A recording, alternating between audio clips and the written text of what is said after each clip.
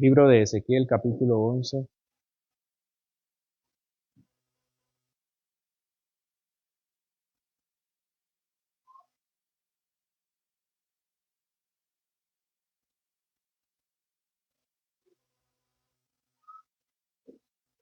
Continuamos con nuestra serie de predicaciones en el libro de Ezequiel y en esta ocasión meditaremos en el final de la visión de Ezequiel. Nosotros empezamos la visión de Ezequiel en el capítulo 8. Él es transportado desde Babilonia, donde se encuentra cautivo, hacia el templo que está en Jerusalén. Y es ahí donde nosotros nos encontramos en esta ocasión. Ya está a punto de terminar la visión. Nuestro Señor ha enseñado una paradoja del reino. Hay que perder para ganar.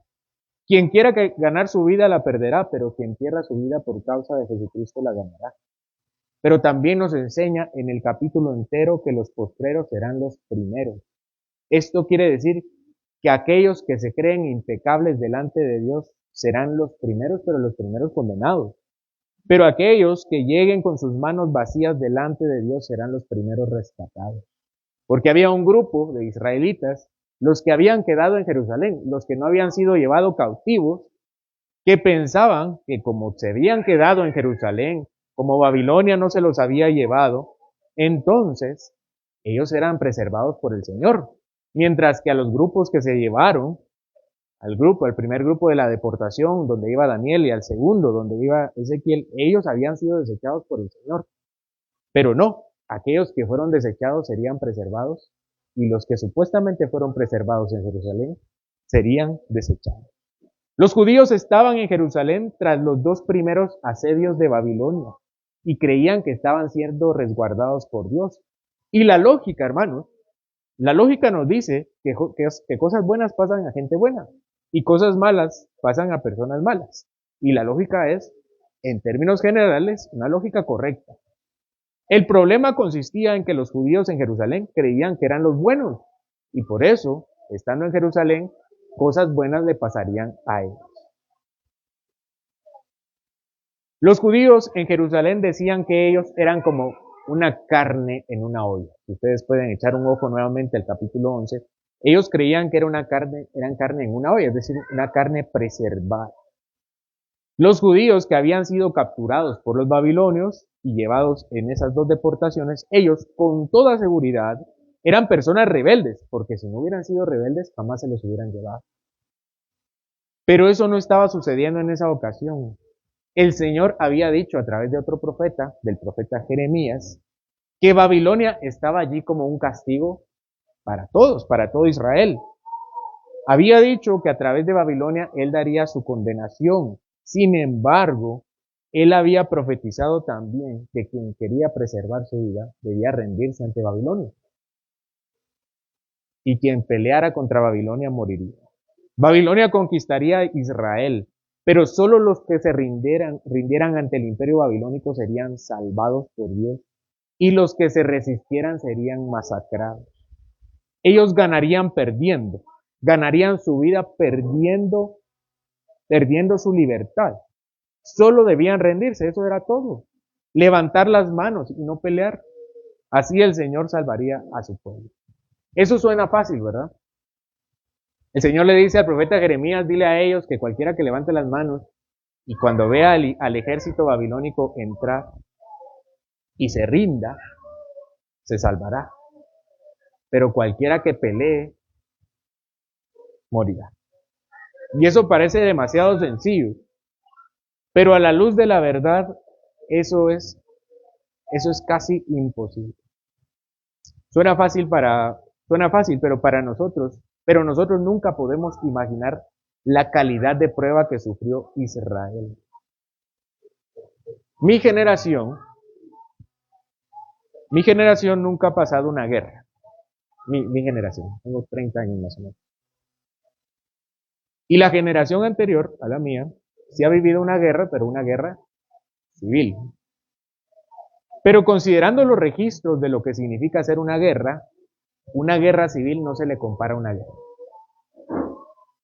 Eso que ahora existen cosas llamadas como crímenes de guerra o crímenes de lesa humanidad. Yo no sé si ustedes han escuchado el término o han seguido la guerra de Ucrania y de Rusia.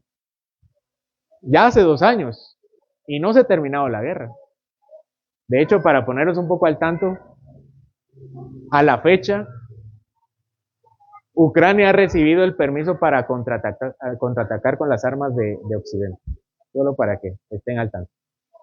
Acaban de recibir el permiso, Ucrania va a empezar a atacar. Y miran las fotografías y los videos de lo que está pasando. Y esas guerras son guerras, a la luz de las guerras de la antigüedad, guerras fáciles. Porque hay cosas que se llaman crímenes de guerra o crímenes de lesa humanidad que prohíben algunas cosas. Por ejemplo, prohíben el homicidio, es decir, matar deliberadamente, la esclavitud, la violación, la esterilización forzada, actos de violencia grave, traslado forzoso de la población, tortura, detenciones arbitrarias, desaparición forzada y persecución de determinados grupos de la población, segregación racial, etcétera, etcétera, etcétera. Eso está prohibido en la guerra. Y ustedes pueden decir, es que en la guerra civil eso no era así. Bueno, imagínense antes, mucho menos. Cuando el profeta Jeremías le está diciendo a Israel, ríndanse porque entra Babilonia, les está diciendo, déjense torturar, déjense violar, déjense matar. Eso les está diciendo, no era tan sencillo. Por eso los que habían sido llevados encadenados habían sido vistos como aquellos que habían recibido el castigo de Dios. Y los que habían sido dejados detrás de las murallas, eran considerados como aquellos preservados por el Señor. Hay un ejército de hombres afuera de Jerusalén sin temor de Dios. Se escucha de este ejército, el imperio Babilonia, que hizo caer al imperio anterior, que era el imperio asirio. Y si ustedes revisan también los anales en el libro de Reyes, el imperio asirio torturó al reino de Israel, a la parte norte. Y ahora los babilonios habían ganado a este reino que torturó a los israelitas. Lo que les esperaba era mucho peor. Imaginen, hermanos, el caos. Yo no sé si ustedes han pensado qué sería. También yo no viví el terremoto. Pero el caos de un terremoto, se cae todo, se cae la economía, todos buscan qué comer. En el COVID, ¿verdad? Todos querían papel toalé por alguna razón. Pero imaginen, ¿no? La comida, buscar refugio. Ahora, imaginen entrar a un ejército de hombres sin temor de Dios para matarnos. ¿Qué hacen con sus hijos? ¿Qué hacen con sus cosas? Ver la ciudad en llamas, tener que abandonar las casas y correr. ¿A dónde?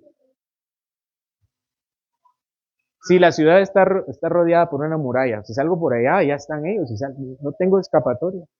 Correr con temor, esconderse, huir, perder a un padre, un hermano, un hijo, ser torturado, ver la tortura de alguien, de un ser querido, verlos sufrir o verlos morir. La guerra es algo que ni siquiera podemos imaginar. Y el Señor estaba diciendo que quien se rindiera ganaría su vida. Babilonia no se caracterizaba por ser una nación perdonadora, sino torturadora. Ubiquémonos, hermano. Ubiquémonos. Nuestros problemas son muy pequeños a la luz de los problemas que en este momento tenía Israel. Tenemos problemas económicos, nuestro hogar, oportunidades de conseguir otro empleo y no sabemos qué decisión tomar, hacer un préstamo, tener una familia, tenemos diferentes decisiones, ¿no?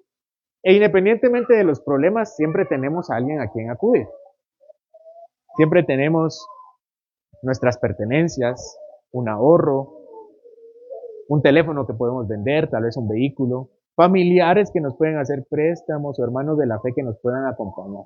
Si nos enfermamos, hay medicina, hay deuda, hay bienestar, hay una cama, pero en una guerra, todo esto es junto y en un caos. Es como juntar todos los problemas de una persona y revolverlo y elevarlo a la máxima potencia.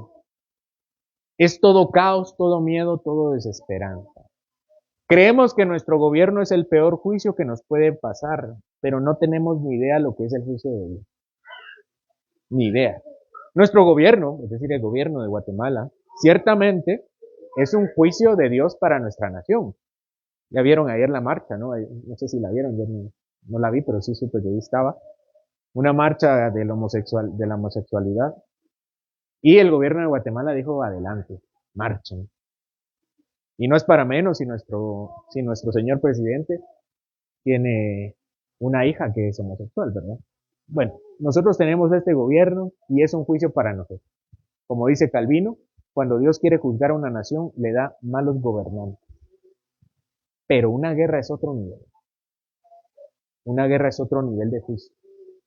En esta situación era difícil creerle a Dios, pero eso debían hacer. Así que el hecho de que algunos fueran tomados y llevados cautivos significaba que ellos serían juzgados. El juicio de Dios caería sobre ellos, supuestamente. A la luz de los ojos, de ojos terrenales, ver a estos que se llevaron con cadenas, imagínense, Babilonia entra y agarra a unos, los encadena y se los lleva, semidesnudos, humillados, sin pertenencias, golpeados probablemente, heridos, y a la expectativa de dónde serían llevados, eso era suficiente para pensar que ellos eran el Israel que sería juzgado.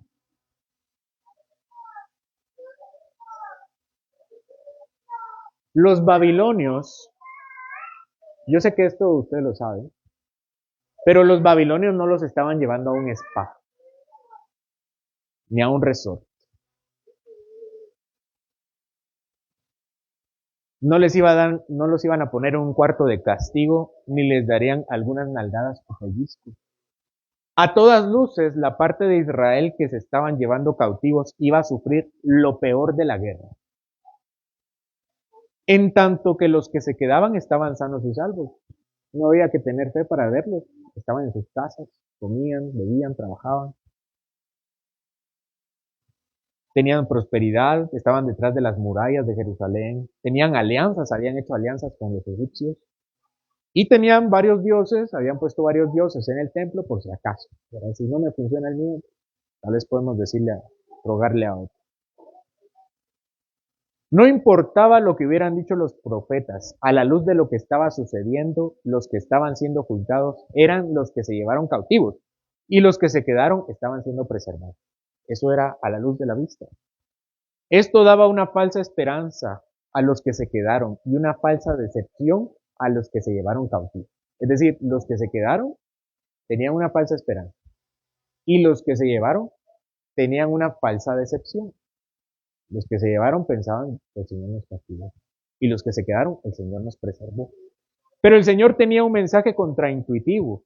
Los que se fueron humillados debían alentarse. Y los que se quedaron debían humillarse. Empecemos, hermanos. Versículo 14.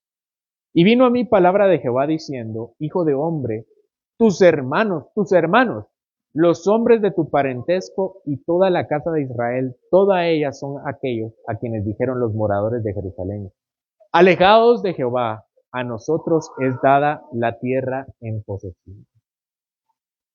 Este mensaje era dirigido a los hermanos de Ezequiel, así le dice, a tus hermanos, a los de tu parentesco, a los de la casa de Israel, a la nación de Israel, pero no a toda la nación de Israel. El versículo 15 dice, aquellos a quienes dijeron los moradores de Jerusalén, alejaos de Jehová, a nosotros es dada la tierra en posesión. Como ya hemos dicho, había un Israel que estaba en Jerusalén y otro Israel que fue cautivo. Bueno, el Israel que se quedó en Jerusalén le dice al Israel que se fue, alejaos, se los están llevando y le dice, alejaos de Jehová, porque a nosotros nos es dada la tierra en posesión. Ellos creyeron que como se habían quedado, eran los legítimos herederos de la tierra prometida de Jerusalén. Y ustedes los que se fueron castigados, aléjense. Nosotros somos los herederos. Los que se llevaron se supone que habían sido y se les había quitado la tierra. A estos que se pensaban desheredados, a estos Ezequiel debía profetizar, a los que creían que habían desheredado. Versículo 16. Por tanto di, así ha dicho Jehová el Señor, aunque les he arrojado lejos entre las naciones y les he esparcido por las tierras, con todo eso les seré por un pequeño santuario en las tierras a donde lleguen. Bueno, ¿cuál es el mensaje? El Señor le dijo a estos que se fueron, ustedes serán mi pequeño santuario. ¿Qué es el santuario? El santuario es el templo que se queda en Jerusalén. ¿Dónde está recibiendo Ezequiel la visión? En el templo. En este momento Ezequiel está en el templo. ¿Y dónde está Ezequiel colocado? Bueno, les recuerdo, yo quisiera que ustedes se imaginen esta pequeña casa como el santuario. La casa y atrás está el lugar santísimo, este es el lugar santo. Acá está el altar del sacrificio. Pero enfrente de esta puerta está la puerta que mira hacia el oriente. Y el Señor, la gloria del Señor, con los querubines y con las ruedas, está sobre esa puerta de oriente. Y Ezequiel también es llevado acá y mira hacia abajo y le dice a Ezequiel, desde la puerta de oriente, imaginen arriba, yo voy a dejar mi santuario y voy a hacer un pequeño santuario allá, en Babilonia, con los que se fueron. Deprimidos y sin esperanza porque el Señor los había desechado, pueden ver que el Señor no los ha desechado completamente, que Dios sí fue severo con ellos, y que debían entender que la adoración al Señor no debe corromperse. Esa era la lección. Su santidad no debe ser manchada, pero a pesar de todo eso, el Señor era fiel a su pacto, dejando para sí mismo un remanente, un pequeño grupo. Dice el texto, aunque les he arrojado lejos entre las naciones y por las tierras, con todo eso, les seré por un pequeño santuario. Aunque ustedes han sido quitados de Jerusalén, donde está el templo, aunque fueron esparcidos por las demás tierras, algunos se los llevaron a Babilonia, unos están en la corte, ¿verdad? Daniel está en la corte, Ezequiel está en las orillas del río Quebar. Cada quien donde quiera que esté, allí estaba el Señor con ellos, como un pequeño santuario. Ustedes van al castigo, yo los envío al castigo, pero yo me voy con ustedes. Él pondrá su presencia en la tierra de su esclavitud. Porque el Señor no está atado a ningún lado, pero decide estar plenamente donde Él quiere. Jehová el Señor había decidido habitar en medio de su pueblo en Jerusalén. Él lo decidió. Él decidió habitar completamente en el templo. Pero Él habitaba por su propia decisión, no porque estuviera atado por el templo. El edificio no significaba en sí mismo. El edificio tenía un valor creativo. Si ustedes miran las explicaciones de cómo hicieron el templo, era un templo muy hermoso. Y es una instrucción que Dios le dio a Salomón para hacer, a David y a Salomón para hacer.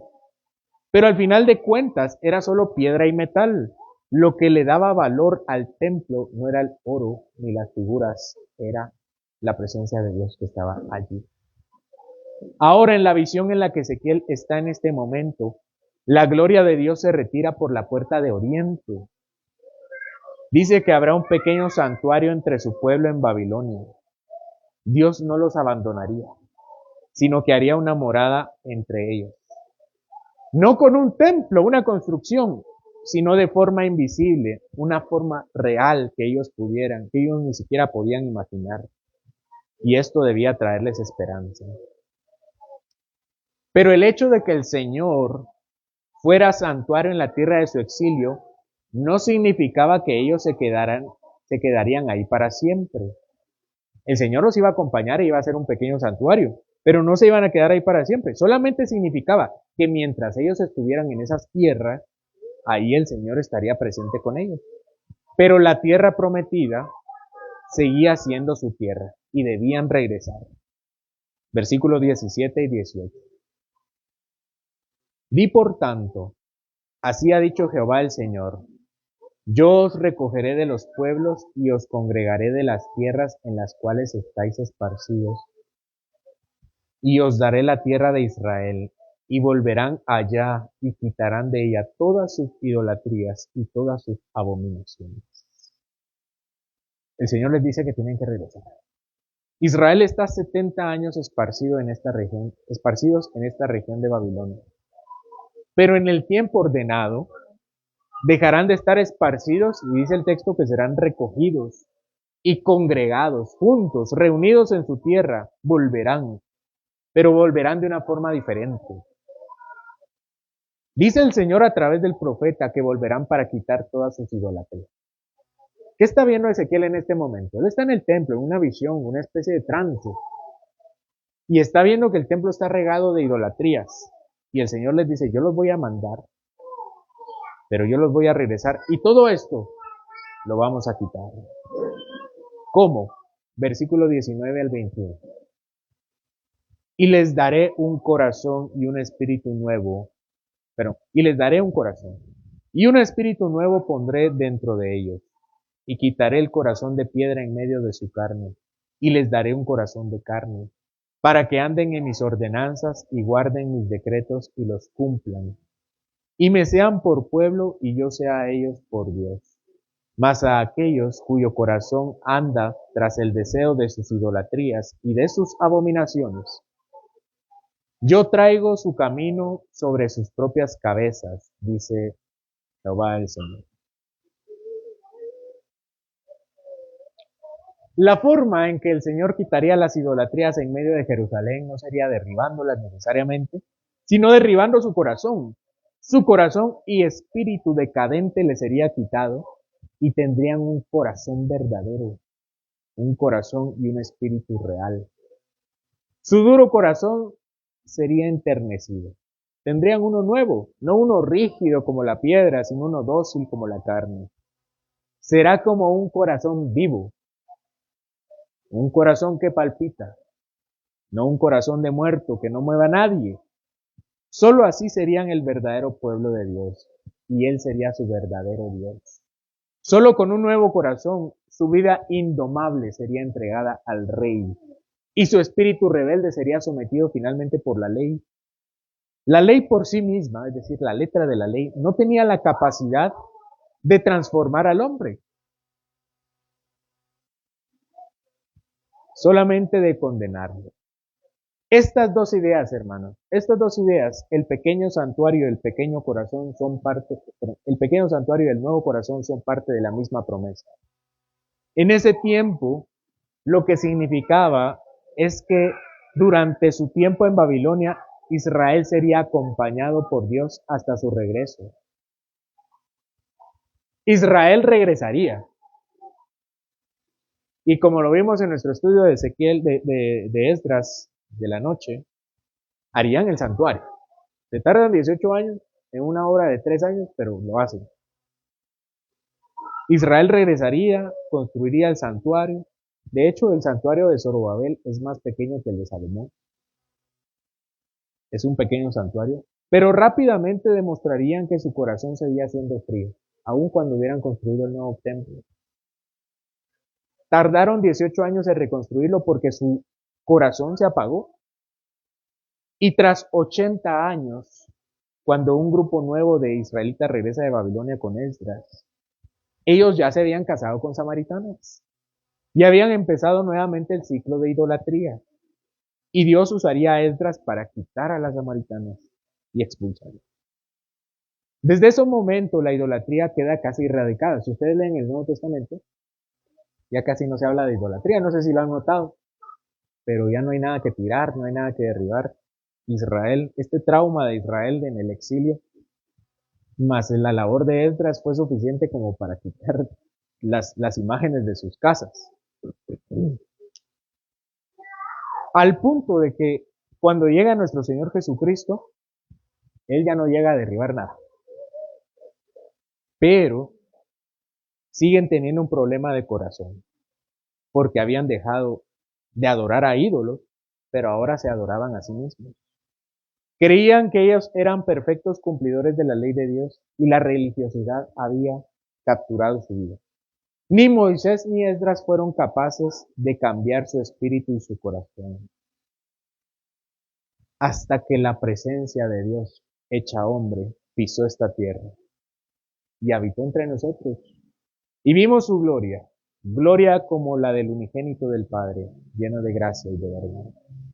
Y dice Juan capítulo 1, versículo 16, porque de su plenitud, es decir, de todo lo que Él es, tomamos todos, y gracia sobre gracia. Pues la ley por medio de Moisés fue dada, pero la gracia y la verdad vinieron por medio de Jesucristo. A Dios nadie le vio jamás.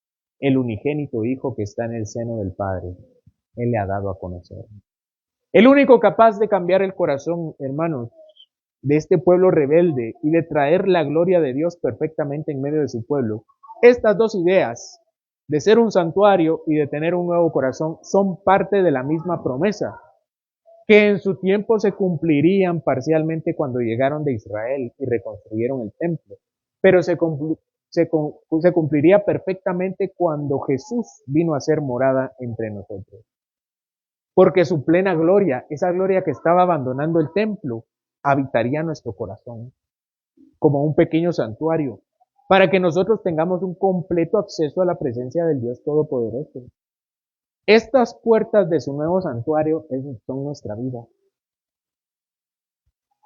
Y el nuevo templo es nuestra existencia. Estas puertas serían selladas por el Espíritu Santo para que la presencia del Señor nunca saliera, como alguna vez lo hizo de Jerusalén. Jesucristo recibió nuestra condena, el verdadero exilio de la presencia del Padre, y en las horas más oscuras clamó por misericordia al Señor. Jesús no solo está presente mientras nosotros sufrimos las consecuencias de nuestra maldad, Él mismo cargó nuestras consecuencias y sufrió por ellas, para que no vivamos estas consecuencias eternas. Con su sangre preciosa entró al santuario del cielo, a la presencia misma de Dios, y ofreció su sacrificio allí, y trajo sus santuarios a nosotros. Y nosotros somos su pequeño santuario en nuestro corazón de carne. Solamente con el acceso que Él ganó al lugar santísimo celestial, pudo traer el lugar santísimo a nuestra vida. ¿Ven esto, hermanos? Estamos completamente dedicados en santidad al Señor, porque Él nos santificó y ahora somos el templo del Señor. La presencia del Señor deja Jerusalén y llega a ser un pequeño santuario entre los israelitas exiliados. Pero nuestro Señor Jesucristo fue exiliado del cielo, muere acá y regresa a la presencia del Señor para ser santuarios en nuestra vida. Esta promesa de Dios sigue siendo para nosotros profundamente significativa. En medio de su desarraigo, Dios no los ha abandonado. Este concepto de Dios como santuario nos recuerda que la presencia de Dios no está confinada a ningún lugar físico y sin embargo está en nosotros. Dios es nuestro refugio donde quiera que estemos. En momentos de angustia y desarraigo, podemos encontrar refugio en la presencia de Dios. Cuando nuestros pecados inunden nuestra vida y sus consecuencias inunden nuestra mente, debemos entender que Él trasciende los lugares físicos, porque así como está en los cielos y en la eternidad, así también está junto a nosotros y en nosotros. Podemos ver aquí un anticipo en el Nuevo Testamento y la obra de Cristo. Jesús vino a renovar nuestros corazones, a darnos un espíritu nuevo. En Juan capítulo 3, Jesús le dice a Nicodemo que debe nacer de nuevo, no solo del agua, sino que también del espíritu. Esta regeneración espiritual es esencial para nuestra relación con el Señor.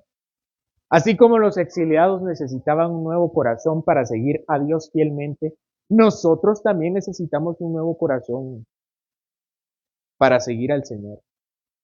Las palabras de Ezequiel también nos desafían a examinar nuestros propios corazones. Hermanos, tus corazones han sido transformados o necesita ser hoy a través de la fe.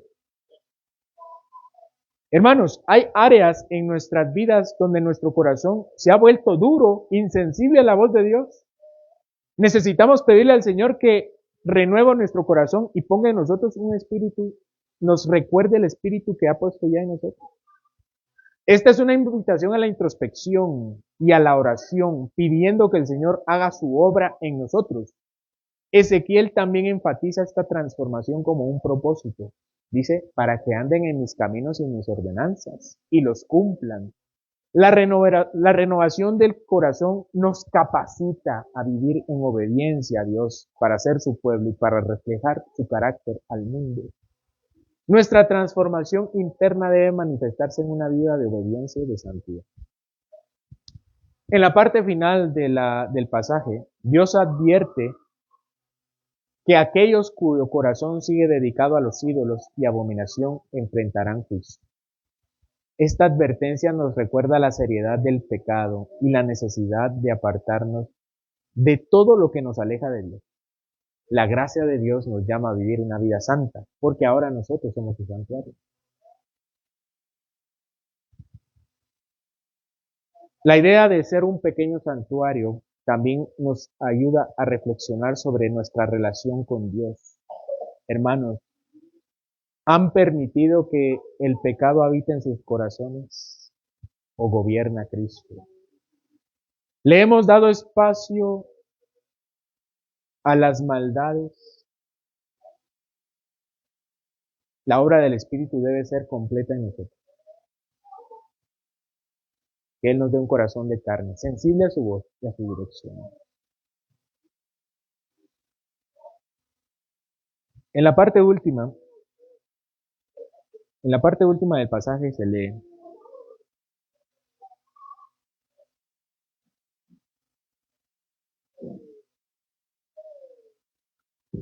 después, versículo 22, después alzaron los querubines sus alas y las ruedas en pos de ellos, y la gloria del Dios de Israel estaba sobre ellos. Y la gloria de Jehová se elevó en medio de la ciudad y se puso sobre el monte que está al oriente de la ciudad. Luego me levantó el Espíritu y me volvió a llevar en visión del Espíritu de los Dios a la tierra de los caldeos, a los cautivos. Y se fue de mí la visión que había visto. Y hablé a los cautivos todas las cosas que Jehová me había mostrado. Finalizando esta visión, después de 3 capítulos, 8, 9, 10, 11, 4 capítulos, regresa. Ezequiel, el cuerpo de Ezequiel está en Babilonia. Simplemente su mente fue llevada al templo e hizo el recorrido que ya hemos estudiado durante estos domingos. Y en la última parte de su visión, dice que los querubines alzaron sus alas y la gloria del Señor se fue con ellos. Y se elevó en medio de la ciudad y se puso sobre el monte que está al oriente de la ciudad. Él está en la puerta de oriente y avanza más al monte del oriente. Hermanos, ¿cuál es ese monte? El monte de los olivos, de donde viene Cristo. Y entra al templo y él mismo se hace templo y destruye su templo y nos hace a nosotros su templo. Y por eso Ezequiel es levantado y es regresado en visión a la tierra de los caldeos, donde estaba su cuerpo. Yo no estoy diciendo que Dios haya separado su alma. Estoy diciendo que él está acostado en su casa y su mente fue llevada en visión. Y él le contó todas estas cosas a los cautivos con los que estaba reunido antes de ser llevado en visión. La promesa de nuestro Dios de ser un pequeño santuario nos llama a vivir en comunidad. Yo lo he dicho bastantes veces. La persona que dice yo soy la iglesia no sabe qué es la iglesia. Yo no soy la iglesia. Yo soy parte de la iglesia, que es diferente. Por eso cuando nosotros hablamos de que nosotros somos un pequeño santuario, no es necesariamente porque seamos individualmente un santuario, sino porque, como dice el apóstol Pedro, somos el santuario de Dios. Y el Espíritu Santo habitando en cada uno de nosotros. Aunque la presencia de Dios es profundamente personal, también es comunitaria. Como iglesia somos el cuerpo de Cristo, llamados a reflejar su amor y su presencia en el mundo. Por eso es importante, hermanos, que nos reunamos en oración, en adoración, en atención a la palabra, porque somos uno solo. Las ideas actuales sobre que la iglesia es un evento al cual nos sentamos, pensamos, recibimos, si entendemos somos bendecidos, si no entendemos perdimos. Esas ideas son unas ideas de cine, de teatro. Nosotros somos bendecidos, ciertamente porque entendemos y escuchamos, pero somos bendecidos porque el Señor está entre nosotros y aplica sus verdades en nuestra vida. De modo que nadie aquí está de más. Todos forman parte del templo del Señor. Y Él los ha congregado hoy. Nos apoyamos mutuamente, oramos unos por otros y juntos somos un testimonio viviente del santuario de Dios en medio de un mundo que no le conoce. Pedro dice que el mundo es Babilonia y nosotros somos el santuario en el mundo. En conclusión, hermanos, la promesa de Dios de ser nuestro pequeño santuario es una fuente de esperanza y de transformación. Nos recuerda que su presencia está con nosotros en todo momento y está en nosotros. Que está personalmente, pero su máxima expresión es cuando estamos reunidos adorándole. Él está aquí, hermanos, ofreciendo refugio, consuelo y renovación, que en las más amargas consecuencias de nuestro pecado y en las más justas angustias de las consecuencias que recibimos, allí está Dios en Cristo Jesús y por su Espíritu. Que esta verdad nos inspire a abrir nuestros corazones a su obra transformadora y a vivir en comunión con Él, con nuestros hermanos y hermanas en la fe. Amén. Oh Señor, yo te pido que cualquiera que esté aquí sin Cristo, cualquiera quien esté aquí sin Cristo, tú le des un nuevo corazón, enternecido para escuchar tu palabra, y que abra sus ojos del entendimiento y te conozca a ti, y tú hagas morada en su vida. Pero también, Señor, yo te ruego por aquellos hermanos que vinieron con un corazón frío, olvidando que han sido llenados con tu Espíritu, olvidando que han sido traídos a la vida espiritual. Yo te pido, Señor, que cualquiera que entre nosotros haya asistido con un corazón duro, te ha recordado que tú has dado un nuevo espíritu y una nueva vida. Que nos siga, Señor, enterneciendo, haciendo más dóciles, más ávidos a escuchar tu voz y a obedecerla, Señor. Te pido, Señor, que tú te manifiestes en nuestra vida de la forma en que tú esperabas de Israel. No solamente de forma personal, sino también de forma comunitaria, Señor, porque somos un solo pueblo. Y cada uno de los que está acá encuentra su máxima expresión como su templo, siendo una piedra del gran templo de la iglesia. Te pido, Señor, que tú le des a cada uno esa convicción de que no es pequeño en el reino de Dios, sino importante para ti. Y como importante también un corazón que esté dispuesto a servir. Gracias, Señor, por tu palabra y por tu bendición. En el nombre de Jesús. Amén.